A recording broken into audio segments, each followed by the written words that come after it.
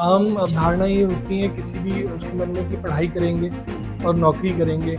उसके बाद आदमी सोचता नहीं है कि बिज़नेस, क्योंकि बिज़नेसमैन को रिस्क लेना पड़ता है, लोन लेगा, फिर उसमें रिस्क लेगा, पैसा डूब गया। तो आपके मन में ये चीज़ कैसे आई है? कि जो ट्रेडर है वो माइग्रेटरी होता अच्छा, है, जो बिजनेस है वो स्टैटिक होता है। सिर्फ कुछ माइग्रेटरी बिजनेस भी आया, तो जब पैकेज आया अटल जी जो पैकेज लाए थे 2004-5 में। ये आपने सर बड़ा इंपॉर्टेंट पॉइंट बोला कि ट्रेडर एंड बिज़नेसमैन जो है इसमें फ़र्क है। हाँ एंड बिल्कुल। हाउ एस्टेब्लिशमेंट्स शुड इंश्योर कि जो भी वो फैसिलिटी बिज़नेसमैन को फैसिलिटेट करने के लिए ला रही है, वो बिज़नेसमैन को ही मिले। एंड ट्रेडर जो है उसको कैसे आइडेंटिफाई करेंगे sir? We have lot of consumption because we are almost 145 crore लोग हैं, और हमारी जो what you call it purchasing power बढ़ रही है, youngsters which is a main strength. The news star में आप सभी का स्वागत है। व्यापारी बचेगा तभी प्रदेश बढ़ेगा की मुहिम में आज हमारे साथ हैं मिस्टर सुनील तनेजा, जो फर्स्ट जनरेशन एंटरप्रेन्योर हैं। एंड 1987 में इन्होंने जो था अपना वेंचर लॉन्च किया था, 1989 में ये एक्सपोर्ट्स में चले गए थे। तो इनसे हम जानेंगे कि हिमाचल प्रदेश जो है वो कितना फेवरेबल है इंडस्ट्रीज़ के लिए, ग्रोथ की क्या यहाँ पे संभावनाएं हैं, हिमाचल फर्दर ग्रो कर सकता है इसमें, और बिजनेसमैन जो है उसको क्या ऐसी चीज़ों का ध्यान रखना चाहिए कि वो अपने करियर में एज ए बिजनेसमैन जो है वो कभी फेल ना हो। सर आपका बहुत बहुत स्वागत है द न्यूज़ रडार में। Thank you Gopal ji. जी सर, अपने बारे में सर थोड़ा सा आप बताएं कि आप कैसे सर बिजनेस में आगे, क्या आपकी पढ़ाई रही सर, और जॉब किया आपने, बिजनेस में कैसे आए, और कैसी आपकी यात्रा रही?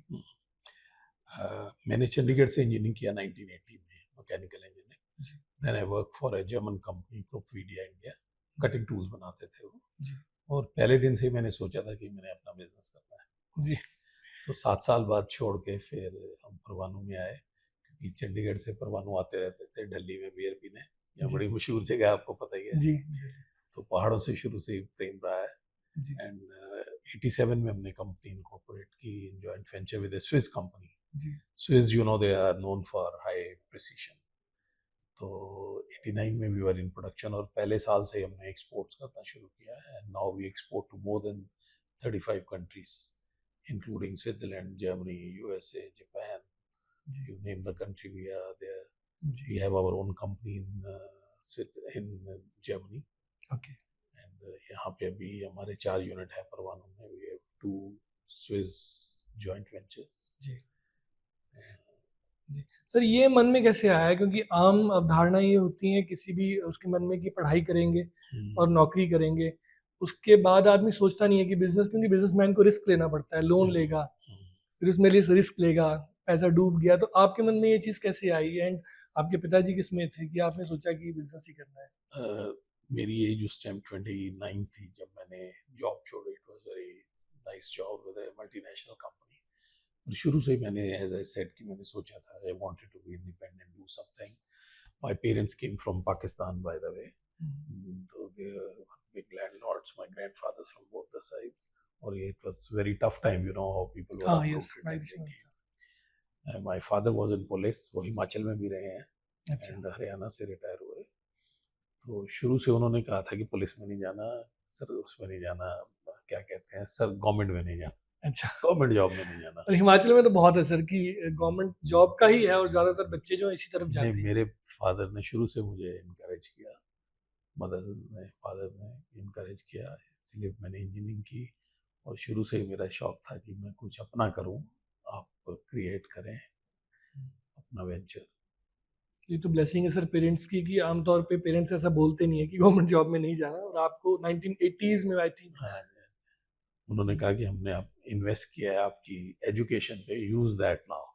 हम जी आपको, because my father was also retiring that time, he said we will not be able to give you money, but then आपको हमने अच्छी एजुकेशन दी है। जी और उस समय में बड़ी सपोर्ट मिली, हिमाचल गवर्नमेंट से भी सपोर्ट मिली, आईडीबीआई से, एचपीएफसी, एचपीएसआईडीसी होते थे, they supported us immensely to set up the facilities. Banking sector and government both helped you. हाँ, बहुत हेल्प।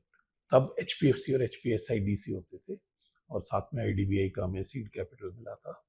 एंड हमें सब तरफ से, they were very dynamic bureaucrats, political people were also very easily approachable, जो शुरू से हिमाचल में रहा है। ये और स्टेट्स की तरह नहीं है, वो ट्रेडिशन अभी भी चल रही है जी कि establishment is quite easily approachable. जी डायनेमिज्म नहीं है जितना तमिलनाडु में या कर्नाटका में मेनी या स्टेट्स। गुजरात में है। Things don't move at that pace, but यहाँ की अपनी स्ट्रेंथ्स भी हैं।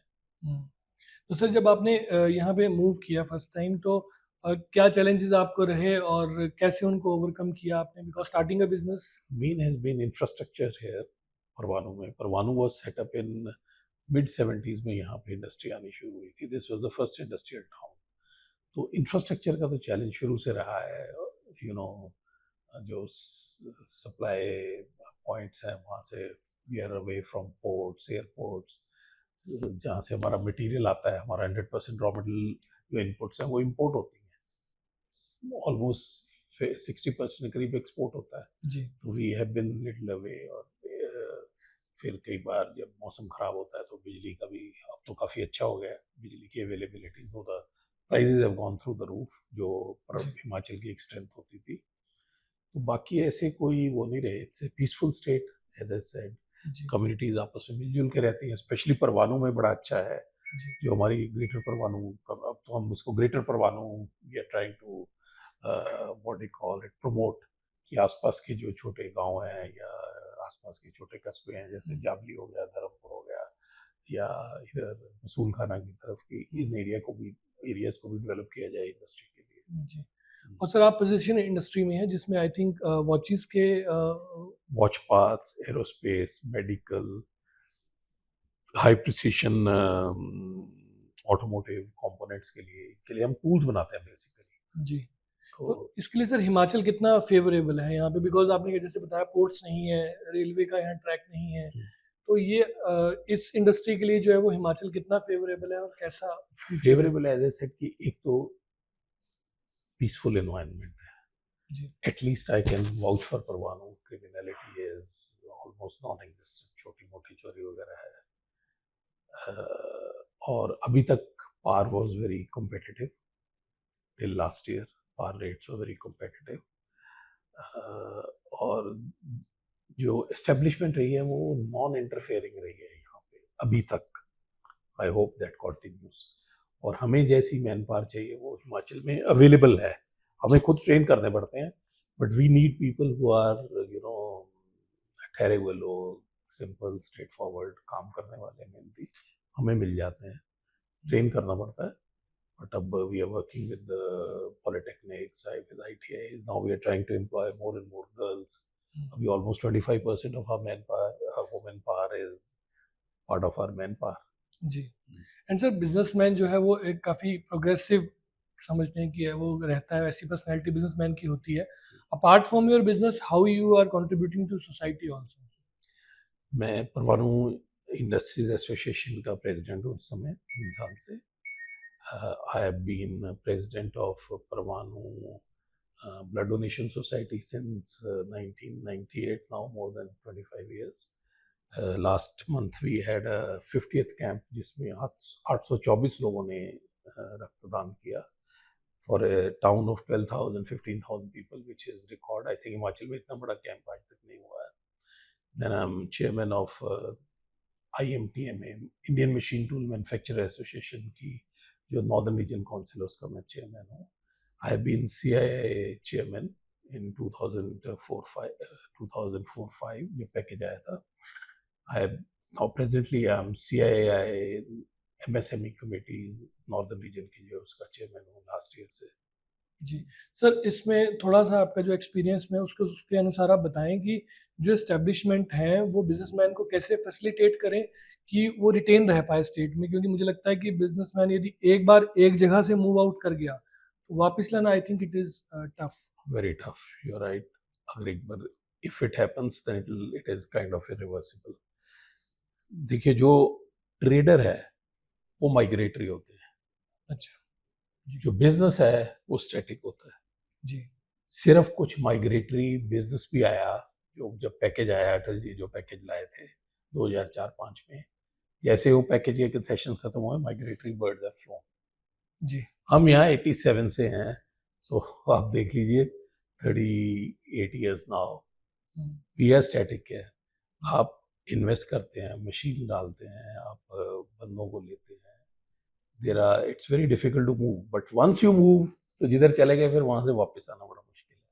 ये आपने सर बड़ा इंपॉर्टेंट पॉइंट बोला कि ट्रेडर एंड बिजनेसमैन जो है इसमें फ़र्क है, हाँ एंड बिल्कुल। हाउ एस्टेब्लिशमेंट्स शुड इंश्योर कि जो भी वो फैसिलिटी बिजनेसमैन को फैसिलिटेट करने के लिए ला रही हैं, वो बिजनेसमैन को ही मिले, एंड ट्रेडर जो है उसको वो कैसे आइडेंटिफाई करेंगे सर? नहीं, ट्रेडर देखिए, मैं ये नहीं कह रहा, ट्रेडर्स का भी बड़ा इंपॉर्टेंट रोल है इकोनॉमी में। I am just saying number of, देखिए जॉब जो है वो ज्यादा बिजनेसेस प्रोवाइड करते हैं, मैन्युफैक्चरिंग बिजनेस। ऑब्वियसली जो जो रेवेन्यू है, whether it is this thing GST, अब तो एक्साइज नहीं रहा, या इनकम टैक्स, वो ज्यादा और भी बहुत सारी फीस और होती भी है, बड़ी पॉल्यूशन चीजें, की होगी और पीएफ है, ईएसआई है, देन लोकल कम्युनिटी में उनकी योगदान रहता है, लोगों से मिल के रहते हैं, आपस में बॉन्डिंग ज्यादा रहती है। तो जो मैन्युफैक्चरिंग सेक्टर है इसका बड़ा जबरदस्त योगदान है लोकल इंडस्ट्री में। आप देख लीजिए जहाँ भी आप देखिए, BBN is doing excellent job मध्य बरोटी वाला एरिया में, though there are a lot of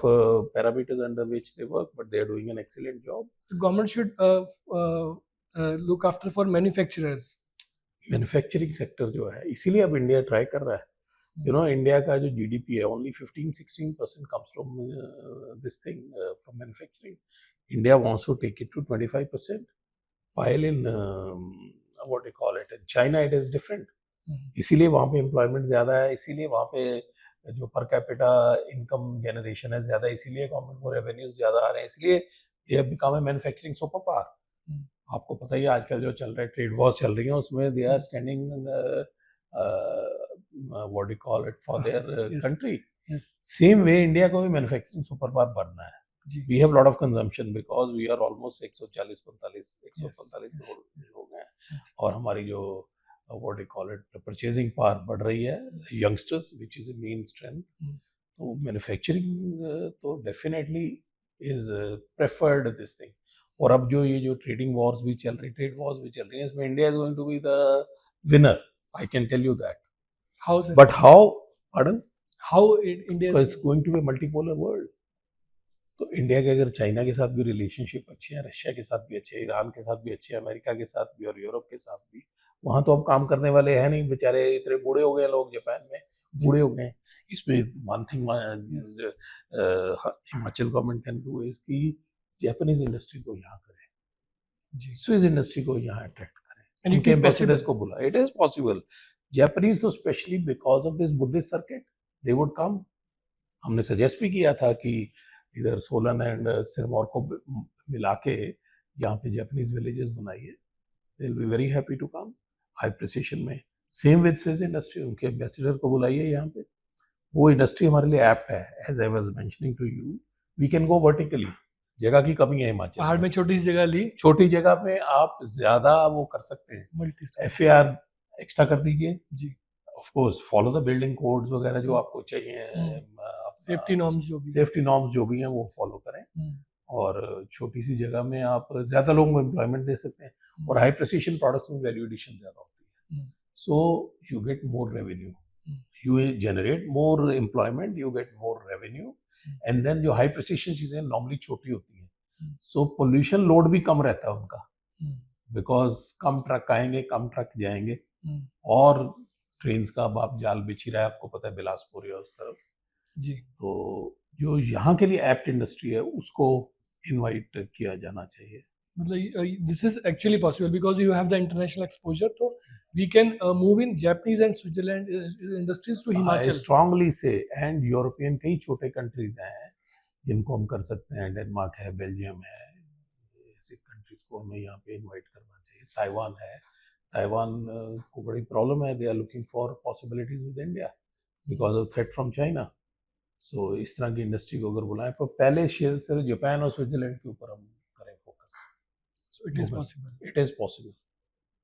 from your experience कि आप यू हैव 35 इयर्स सर आपको हो गए इसमें हिमाचल?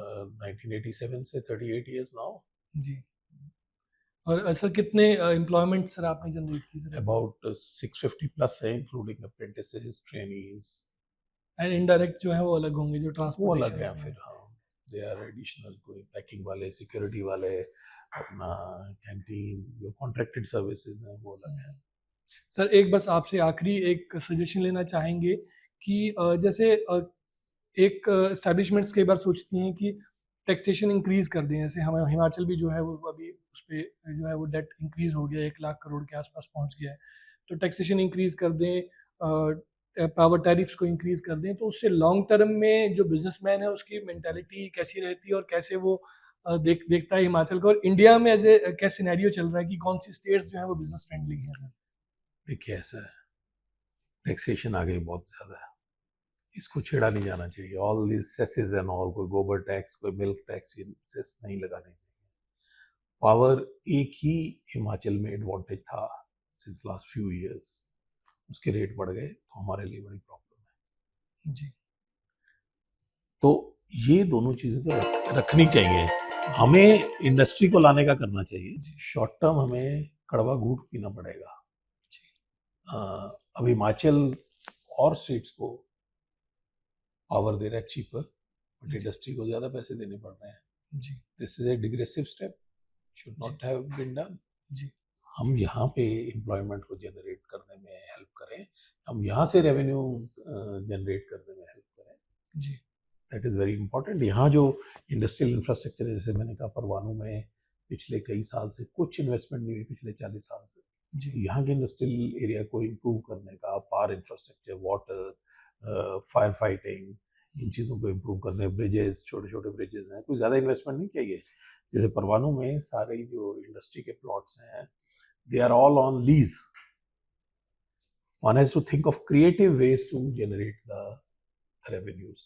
ये जो लीज पे अगर इसको फ्री होल्ड में कन्वर्ट कर दें, जी 500 करोड़ से प्लस की वो आ सकती है इनकम। इसमें 250 करोड़ यहाँ पे लगा दे, 250 करोड़ गवर्नमेंट अपना कहीं और यूज करे, जी और उस 250 करोड़ से अगर यहाँ इंफ्रास्ट्रक्चर अच्छा होगा जी तो naturally people will come, because Himachal is peaceful state. जी बिजनेसमैन क्या चाहता है? हम चाहते हैं कि जैसे वो कहते हैं ना, there is one this thing, आपने देखा होगा कि मधुमक्खी या भंवरा फूल से उतना ही लेता है जितना उसको जरूरत है, वो मरने नहीं देता फूल को। सेम गवर्नमेंट शुड डू, कि इंडस्ट्री से ले, टैक्स ले, रेवेन्यू ले, वो चीज़ें होनी चाहिए डेफिनेटली, बट उतना ही ले कि वो ऐसी स्टेज में ना पहुंच जाए कि उनकी एग्जिस्टेंस खतरे में चली जाए। जी तो ये चीज़ें देखने वाली हैं। यहीं से पैसे लेके यहीं लगाए जाएं, पार्ट कहीं और लगाया जाए, और जगह इंडस्ट्रियल इंफ्रास्ट्रक्चर को या और चीज़ें इंप्रूव करने के लिए लगाया जाए। तो इस तरह से पॉसिबिलिटीज और जगह भी होंगी, आई एम श्योर, जहाँ पे लीज्ड प्रॉपर्टीज। जी जी तो ये क्रिएटिव वेज सोचने होंगे, उसमें हमें we have to sit across the table with the establishment, stakeholders और स्टेक गवर्नमेंट होल्डर सारे इकट्ठे बैठें और फिर एक्शन प्लान बनाया जाए। हमारा भी इंटरेस्ट है कि यहाँ पे 1 लाख करोड़ का कर्जा क्यों हो। हिमाचल शुड बी प्रॉस्परस, और है भी। आप देखिए on sociological this thing, Himachal is doing very well. Education level काफ़ी अच्छा है यहाँ के लोगों का। यहाँ के जो एम्प्लॉइज हैं, they are preferred in NCR, they are preferred in Ludhiana, in other industrial areas they are preferred. और अगर यहाँ इंडस्ट्री होएगी तो they would want to work here, their preference is here, not to go to Hyderabad और बेंगलोर और whatever. IT industry को लाने का जो थोड़ा, आई थिंक आपके धर्मशाला एरिया की तरफ तो चल भी रहा है, पर यहाँ भी किया जाना चाहिए, यहाँ भी किया जाना चाहिए, क्योंकि Chandigarh is close by, airport is close by. तो एक वहाँ पे और एक इधर भी क्लस्टर परवाणु या ग्रेटर परवाणु में क्लस्टर को अगर किया जाए, and then this is you know it's the gateway to Himachal. All these will be kind of I would say examples for the visitors who are coming. जी and we will conclude with this sir, अभी जो scenario है national level पे, कौन सी ऐसी states हैं जो business friendly हैं? मैंने भी आपसे मेंशन कर रहा था, चंद्रबाबू नायडू ने 23 एकड़ के करीब जगह दी है कल टू टाटा कंसल्टेंसी एट 99 पैसा। 1 रुपया भी नहीं, 99 पैसा मुझे पता नहीं कैसे लाएंगे, या चेक ही देंगे। आजकल पैसे नहीं मिलते, तो दिस इज द वे। 99 पैसा मंथली या कैसे? 99 पैसा में उन्होंने फ्री होल्ड लैंड दी है वाइजैक में। मैं आपसे शेयर करूंगा, जी जी मुझे इतनी डिटेल मालूम नहीं, but this is one of the highlights today. अब TCS is the biggest IT company, rider nation. Tatas are investing huge amount in electronics. और हिमाचल के doctor Randhir Thakur is heading the Tata's this thing what they call electronic ventures. जो investment वो लोग कर रहे हैं हिमाचली 2.5 लाख करोड़ से ऊपर की इन्वेस्टमेंट कर रहे हैं इन तमिलनाडु, इन गुजरात, इन गुवाहाटी। उनके लिए 20,000 crore. And he loves Himachal. उनके फादर यहाँ पे प्रिंसिपल रहे हैं गवर्नमेंट स्कूल के। He is from Sandhol I think. And government को पता है, उनको इनवाइट किया जाना चाहिए कि आप कुछ छोटे कंपोनेंट्स जो आप बना रहे हैं, हाई एंड इक्विपमेंट बना रहे हैं, हैंड हेल्ड्स बना रहे हैं, मैं नाम नहीं लेना चाहता, बेस्ट कंपनीज के लिए वो काम कर रहे हैं, उनको यहाँ करने के लिए कुछ करें। So that can be one single investment can be much bigger than the whole investment which came in the last package. तो इस तरह की इंडस्ट्री यहाँ के लिए एप्ट भी है। स्विट्जरलैंड को इनवाइट करें, जापान को इनवाइट करें। जापान के साथ with what do you call it this because of the Buddhist circuit this can be very बहुत अच्छा आपने आइडिया दिया sir. So it was a great conversation sir, बहुत अच्छा लगा आपसे मिलके। एंड आई होप कि जो हमारे जो रूलर्स हैं, जो पॉलिसी मेकर्स हैं, वो इन पॉइंट्स को कंसिडर करेंगे और अमली जामा पहुंचाएंगे, ताकि आम व्यक्ति, जो अंतिम पंक्ति में खड़ा व्यक्ति है, वो किसी ना किसी तरह से लाभान्वित हो पाए।